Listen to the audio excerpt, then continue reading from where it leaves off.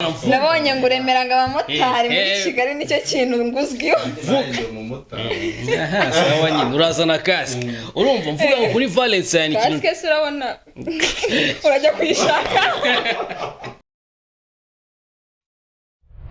Amahoro kuri mwe mwese mukurikirana ibiganiro byacu bya In and Out TV. Amazina yacu yo mumaze kuyamenyera nje ndi Baby Nessa mba ndi kumwe na Isakari Niyigena. Turabasuje kandi tubaha ikaze aho muri hose hagiye hatandukanye. Tuyibutsa gukora subscribe, like, share na comment. Uyu munsi rero tubafitiye iki ushobora kwibaza ngo tubafitiye iki kuri no munsi ari kuri kubibona kuri kamera zacu nubundi. Uri kubibona kuri kamera zacu tubafitiye umustar nubwo nyine bishobora kuba bisigaye byaranze. Ntabwo ajya yimurira. Ubungubu nshobora kumwintroducinga nabi hari title ndi kuvuga nabi ntazi nagira gutereka tumuha umwanya noneho abibwire. Alright, murakoze. It's a big pleasure to be here today. Mazina yanje banyita Pongo Yungu. Muri make turakubwira ngo Pongo Yungu ukibaza iri zina warikuye hehe. Nari mfite grandpa wanje w'umushinwa yahoraga abwira ijambo rimwe ngo panga ngungu yanga gushi ya. Bishatse kuvuga iki? Na papa yagwa itahiye. Ariko byo indeshyo ni nk'iyabashinwa. Tanze kunze. Oya. Aho kurashegutse. Na papa uzawo se akantu mwumvamo na papa yagwa itahiye. Nyine na papa yaguta. Nje ndi gutera story ya grandpa wanje w'umushinwa. So muri make ushobora kunyita Pongo Yungu cyangwa se ukanyita Mr Valentine. Mr Valentine. Okay. Yes sir. So bakone kubivuga nabi. Kuvuga izina ngarivuga nabi. Mr Valentine. Oya nagari iyo bigiye mu Kinyarwanda like sinzi naje bita bisoundinga nkaho ndi umukobwa. Mr Valentine. Mr Valentine. Mu Kinyarwanda buri umukobwa nicyo neza kugira umuhungu cyane n'ubundi bw'abazanye. Ntabwo ugira sundi wewe. Ntabwo ugira. Nawe mbwabazayi. Ujye ugenda neza nyabuna hano muri quartier rigiye nawe byazagira ukagira uko bigenda. Niyo ngofero irimo we mutano hose. Urabona se atari byo yibagiye yambwiye ngo hari ikintu ngo yibagiwe. Yibagiwe iki ya jeze. Ngo yayibagiwe. So basically ntago ari ingofero. A lot of people bambaza say ngo is this a cup? Ntago ari cup. Nkuko ubona like ufite umusatsi, ufite amaso, ufite amazuru, ningi it's part of my head, right? Iri part y'umubiri wanje. Rero kubaza ngo ni ingofero be like ingofero gute bro? Ntago ari cup inki. It's part of my head, right? Mu bice nize koko mu bice nize by'umubiri ko ni ingofero mwari mwibagiye kuyimbwira. Nanga ari ingofero nshobora kubwira kuntu yitwa. Ngira part of my head eshanu. Mfite Damuro, mfite Jean Pierre, ubungu nambaye Peter. Petero. Yohana Petero aryo. Umupira wowe sobanuye iki? Umupira wewe nambaye bisanzwe kabisa today. Ni wa undi wawe byo biba bisobanuye iki? Uriya mupira urabona aba ari umutuku n'umweru. Sibyo? Umutuku umweru. Ubwo uzabimenya gake. Wose ntazino ugira ntago ari mu bice by'igize umubiri wa. Je nuko nabyo nkunda ariko mba mbizi nje numva babivuga. Muri Saint Valentin bambara umutuku n'umweru. No si yahora muri Saint Valentin. Nyuma yuko bamukatiye. What's my name? Ese mushako ndira. Je narizi ko. Nyuma yuko bamukatiye. Tubwiye. No se ni true story. Sha, it's a true story kabisa ni true story. It's a true. Rero hari ikintu gishaka kumva. Iyo ndi kuvuga Ikinyarwanda cyane, nashaka gushiramo Icyongereza. Mba nagiye muri vibe ya Kanyarwanda. C'est un vrai histoire mon frère. Kandi ko muri aru babigisha neza. C'est un vrai histoire vraiment je t'assure. Ngaho ndabizi ntago muri bungore mungiye kujya mu Gifaransa kuko barakogora se baranabyumvisha. Wa mugani byo turabyumvise. Utabyumvisha. wonje n'abafana bari abafana Vraiment l'histoire c'était réel à propos de Kevin. Va. Rien à dire d'autre. ngaho re ndagoye ndava muri iki kiganiro ngende ndava muri iki kiganiro ngende ngase tubwiye nibyo koko wari ufite sheri bita Kevin. Basically n'ufite sheri twa Kevin. n'umutumire gutamukora nese kari umuhungu erega yankuruye ikiganiro cyarangira yankuruye niyo mpamvu njye mba nibereye muri metero utazancuka utazanyikira kuri kamera kandi oya bazajya bagira ngo none se ikintu nibaza niba Kevin atarakwanze ngenda hari. Oh yeah, Kevin ntago yanyanze. I feel like he didn't follow ntago following the story well, right? So basically is a story, right? Kwa kundi usanga you are dating with someone. No what dating with someone akagumisha muri situationship, right? Before like ntago uri known like outside there ukabudatinga n'umuntu utaramenyekana so and then Valentine was coming because ntago uri Valentine ntago ariko n'undi ntago aricyo nakoreshaga, right? Valentine igiye kuza njye narasevinze ibiceri byinshi cyane wanavuga nabonye ngo uremeranga abamotari muri Kigali nicyo kintu nguzwiho sawa nyine urazana kasike urumva mvuga ngo kuri Valentine kasike urabona urajya kwishaka urajya kwishaka hanze uzajya ukora ikiganiro cyawe nanjye ngo cyane ibyo kumarasinga havuyeho Rusi yaramarasinga nawe uraje none se kasike urajya gushaka indi nta mpamvu urumva noneho like Valentine ije narasevinze ibiceri ndavuga ngo nimba wibuka neza the day of Valentine hari match iri bube ya Champions League urumva yari final iri bube ya months and then niggas bavuze ngo nago turi usora aba baby bacu kuri Valentine kubera hari match and then baza kugakoresha akaboro ngenda savinga ndavuga rero if you know that you have a boyfriend akaba atari bugusore kuri Valentine I'm here for you baby take 5k take 2k nangira nkora iki mbihera ibice ndavuga ariko baraza gukeka ngo na magambo abamotari ntambataka uko ngiye kwigira motari twumvikanye 1000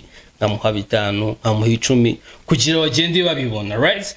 Icyo gihe ariko ndi gukora ibyo bintu nari ndi muri situationship na Kevin.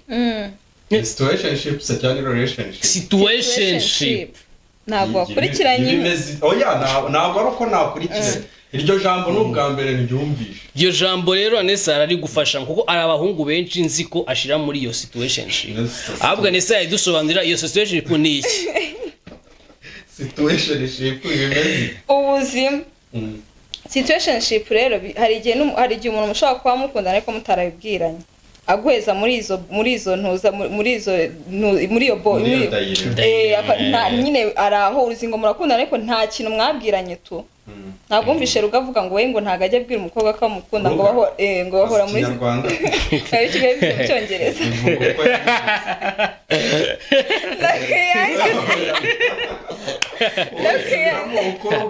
Ndakwiyamye. Say it bro, say it. Bivuge nibyo byiza. Ndakwiyamye. None se njye nuko numva Icyongereza. Ariko ko wizi ndimi nkiga economy ubwo birahurira None se ngiye kumbwira ibintu bya rugo ukabimbwira mu Kinyarwanda.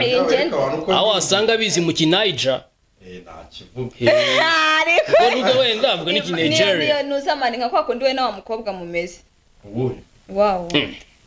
Oya, ubu byari bimeze gutyo se. Katujijishije.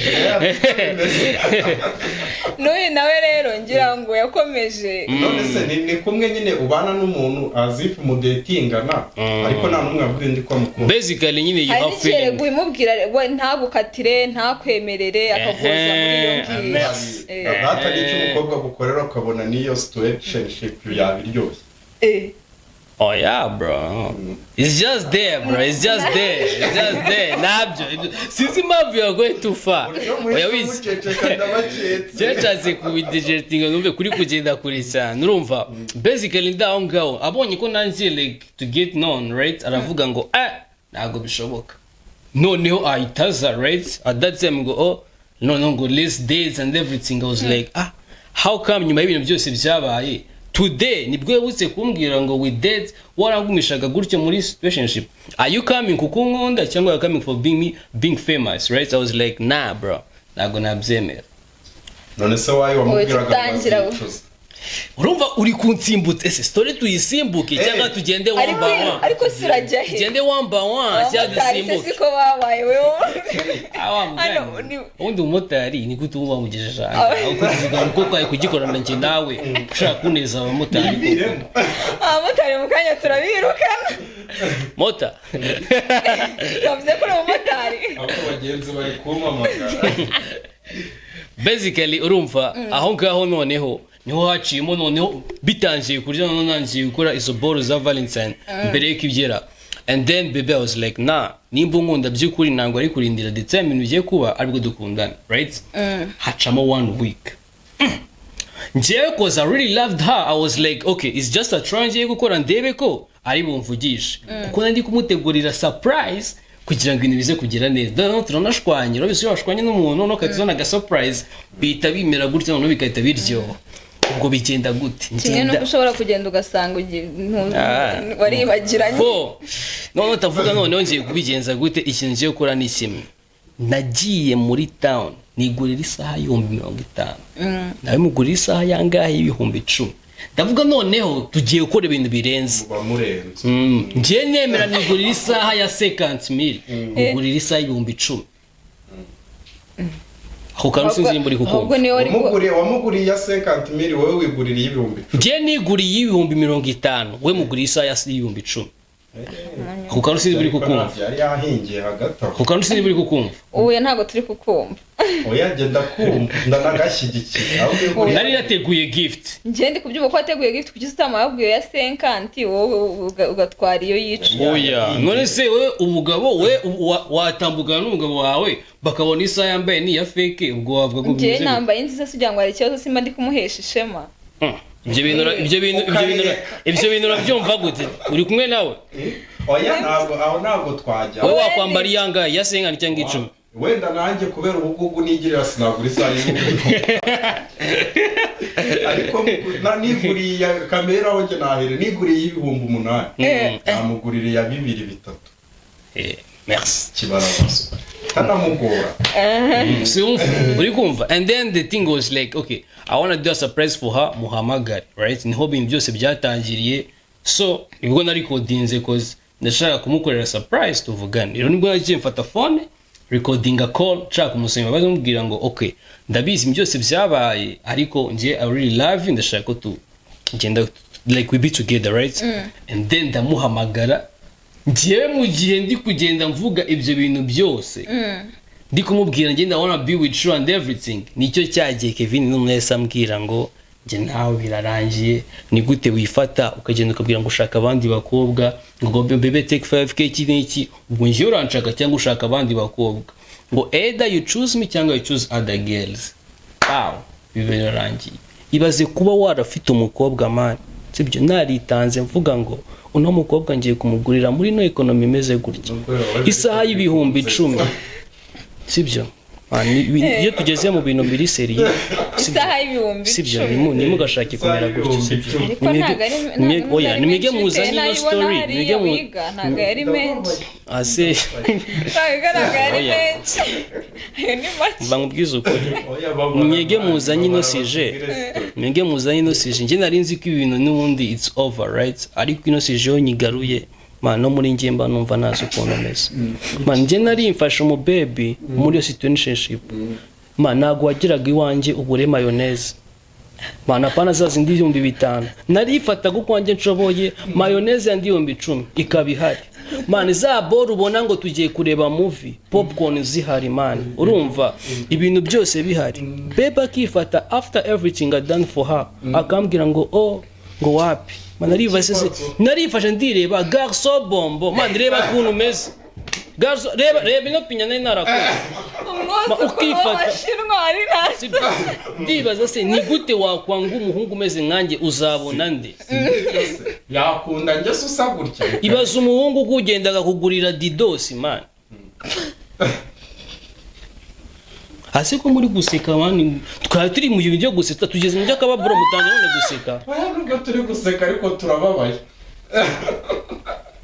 none se mva nkubaze okay nimba muri guseka okay duhaga comedy ndabona ibintu bibaje muri guseka no muri comedy ubwo biragenda gute ko ndabizuraje ndimo ndaseka kuko yasetsa ariko ndabyumva ukagurira injugu umukobwa mayonnaise niburi wawe man bya bindi bya muri ghetto suzi ghetto se subizi kuno baniga bagira ukagera muri clip man bakurisha umuceri n'ibishimo ngiye yageragamo nta kindi mayonnaise blue band day by day suzizi kandi nje narabonaga warabire nyuma yuko bakwanze ngira ngo nibwo sinabiryaga nabifite ninde wabiryaga sinabaga nabiguriye oya wabiguze ngo yikwihimura no se ko nagiye muri KFC nago nari kwihimura nari kumwereka ibi bintu byose ko nari narabishize kuri possession yawe ibintu byo waryaga abandi bakora ukuntu babayeho ko mbizi aho ari se abayeho ngewe nicyo kintu nakoze iki rero naravuze ngo ndashaka gusakuza nyine hari ukuntu wanga umuntu ukagira ngo mu buzima bwawe ngo mukuyemo namugiye ikintu kimwe every single day uzaza umbona uvuge ngo what's your reason kuko naravuze ngo ngiye kwishira kuri karubanda ahantu hose uzaza utambuka uzajya umenya ubwo uriya muhungu ko yambanye none ko mu maso yanjye atakivamo ndikumva twarangiza ikiganiro sinzi impamvu ngo ari ibintu bya Kevin sibyo arahongera nkibaza nakoze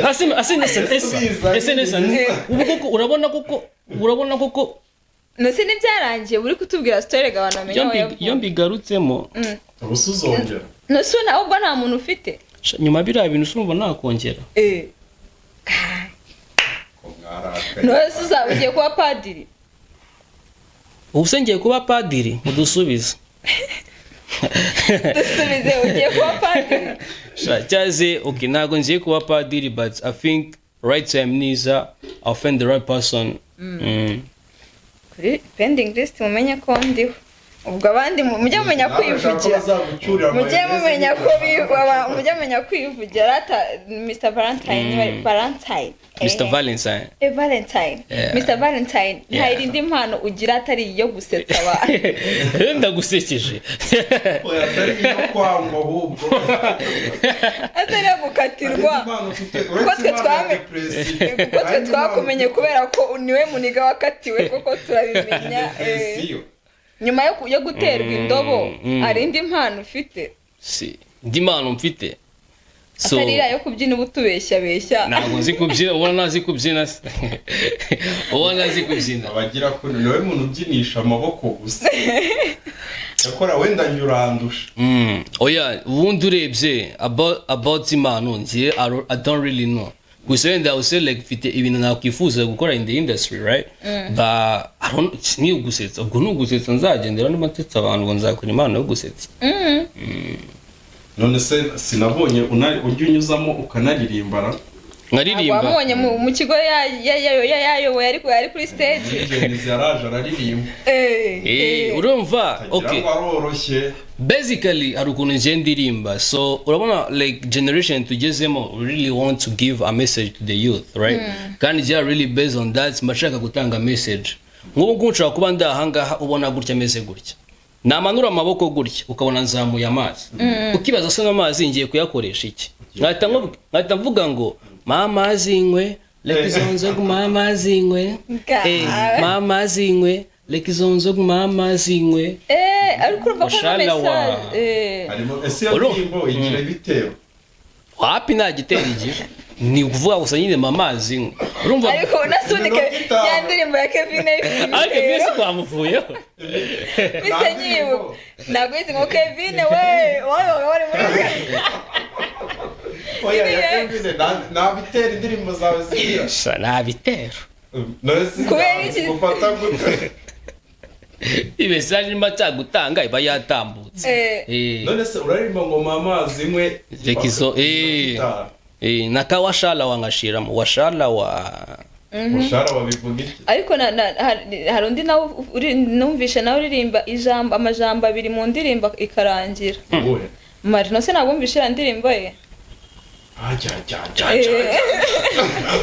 uzumbe amagambo narenga 3 nubundi amapiano nago wigora amapiano kabisa uvo tanga bore rero about the man avugaga njewe like nzana nka message in the youth right and then I use the message in a funny way right I create something like a song or anything So basically I do content creation. So imana ikumbwira like I do content, right, in a funny way, iki byose basically also gusa nkora content ziri continuous ku buryo ushobora gukora akaboro nkakabyizamo indirimbo iki like bikaba ari too big. So basically yeah, that's it.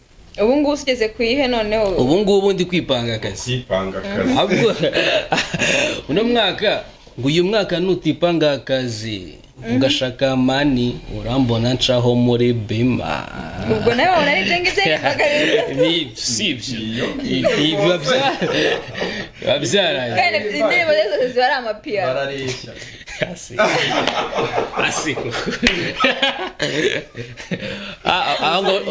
ubushatse kuvugira ngo turarishya indirimbo ze nawe ariko se yaba ari umwuzukuru w'abashinwa akabura kugira itangaje ni umwuzukuru w'abashinwa kandi se ni umunyarwanda hano umukobwa oya se kandi wari ukuntu bijya gutya bikivangavanga. oya njye sogokuru burya Pongo Yungu njye byaramfashije mu buzima busanzwe.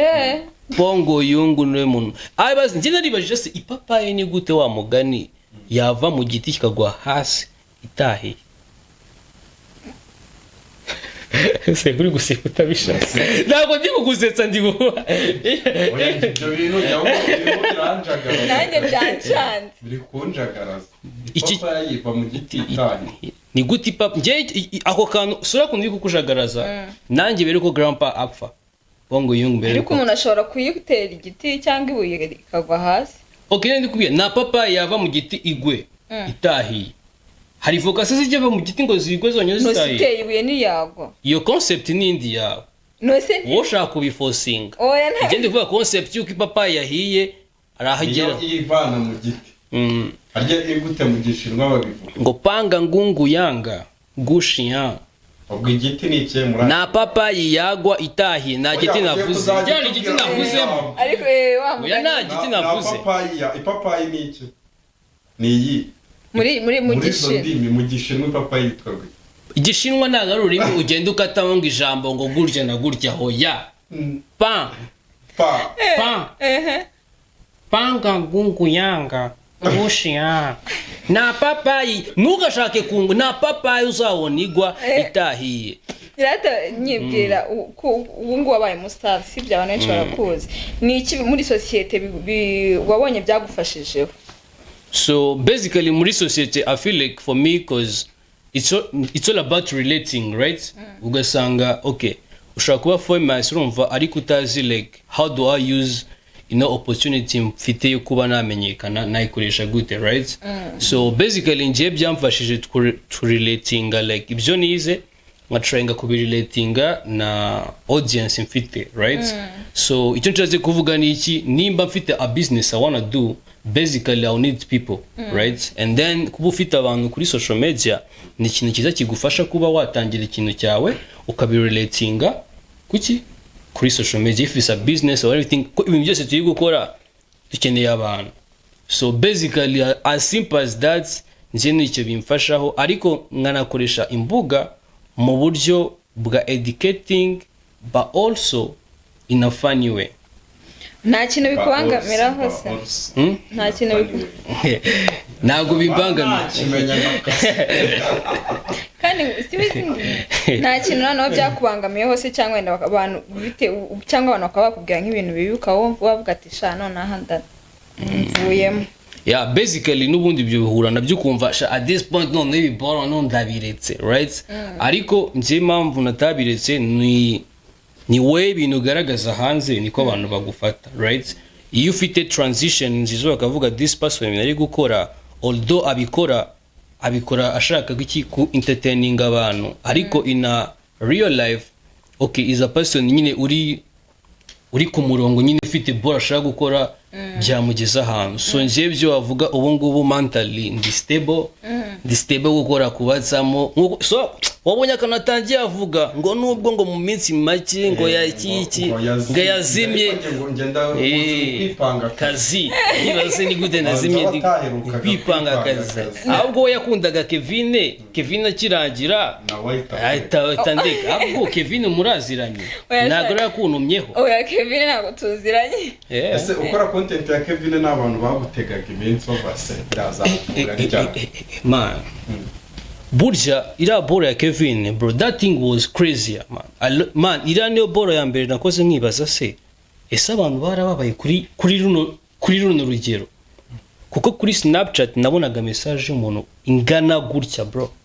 Umuntu akanyita message akambwira ngo nakundanye n'umukobwa mwishurira segonderi mukorera ibiki ngo biza kurangira anyanze. Ndibaza se ese burya muri society hari abantu kabisa bari heartbroken bigeze ahangaha ku buryo you can do a content bakarelatinga bakanaba open cyane kuba babivuga. Naje gusanga rero hari abantu bafite ibintu babitse muri bo bibakomereye ariko kubisora outside there byabanani. Ngiye kuba rero narabibaso wagira ngo ndi kubavugira ahubwo ibintu biri kubabaho. Rero ni ikintu nishimye nkavuga it's nice to push. Urumva urubyiruko dufite ball turi gucamo, but then byanze if you have someone there uri gukora ball nziza kagufasha bituma nyine nabo bibohora abantu bakavuga ball bafite ku mutima so man my Kinyarwanda. I'm from UK bro, like I'm from UK. Urate bino bintu bya content byawe abantu benshi hari abavuga ngo nagatwiko katinjiza twihera ubwino. Agatwiko katinjiza abantu bakakumenya ariko nta kintu kinjira mu mufuka. Okay, rero nje nize international business and trade, right? Base unzanye utegewe. Yareka twebwire international business and nize international business and trade, right? So kuvuga ngo kuba ufite abantu 1000 cyangwa 2000 bagukurikira daily ukambwira ngo nagatwiko katinjiza nayo wasigaye. Turi muri age information, right? Ufite information ufite access ku mafaranga. Nimba ino micro nzingo igura 200,000 nzu umuntu Isaac arayifite urumva ngiye nshobora kwipanga akazi nabo nawe batagira ngo uvuze undi n'isaka rutagira ngo abantu batagira ngo uvuze muri minsi ufite amafaranga ariko mwana we batagira ngo uvuze undi urumva. Rero ntabwo agombye ngo nagatwiko katinjiza nshobora kwipanga akazi ngatanyi postinga ngatamba no bondi kwigurisha. Isaac anytime yakumva ashaka kwigurisha ngayigurisha ngatambuka ibitanda ngafotora. So iyo ufite abantu as I told you nukwemenya ngo ese abantu ndababyaza umusaruro abantu arya ibintu naba so basically kumbwira ngo na ase uskana narabyumvisha ibintu uvuze ase no kumubanye shana sese nyako nibunumva ibyo bwo inyuma ya kamera one rwe byabaye ibiki aha nta kintu njyaza mvuga ariko so ariko ibintu Valentine arimo aravuga nibyo man nyine the more gaining audience na ko ibintu ukora nyine bigenda binizera ariko bitewe nanone n'uburyo society koze hanyuma sungubu ubundi kuba kumenyekana ko ubungu ntibiruga bakubaza ngo byagenze gute ngo basimbura ba Kevin in pending list ntimeze gutya je ni barakwiteretera kunyiteretera mujye kuko ndi mubi nkawe noneho umwuzukuru naguze story rero ihari rero bori mubi haraga kofi kaje gasasha urumva bakora iki rero basige bakunda abahungu barebare bari bafitemo akaboro kubu ugly urumva ubundi ino generation tugeze ni wogezweho ahubwo se noneho biraza kugenda gute bazi bakunda abahungu bafitemo akaboro kubu ugly niza nyamuneka nimunerete ikibazo wari ufite twacyumvishije rero wewe nibijya bikubaho shanje pending list rero y'ibintu bya Kevin nyuma yuko Kevin byambayeho biriya ndakeka nzewe ewana pending list na pending list cyazi byarabaye ngo wansimbuye ngo asimbura Kevin iki n'iki basically biza okay ibintu by'urukundo and being famous ni ibintu okay sinzi like it's a big thing nje mbibona mu buryo bukomeye ko kuzana a person utari famous usanzwe like uri normal right ukamuzana ngo mukundane ukamwempoza ku livinga ubuzima muri kubaho right mbabona umuhishe se ntumugaragaza none se ubwo ndamuhisha maze oya sino kumuhisha hari n'igihe abakobwa nyine baba bumva abantu bajya ku social media platforms turinda none se barababeshera none se niba ndiyo nabandi nizo akoresheje terme ikomeye ataza kugira abantu babyemera pe niba ubona ko oya urabyemera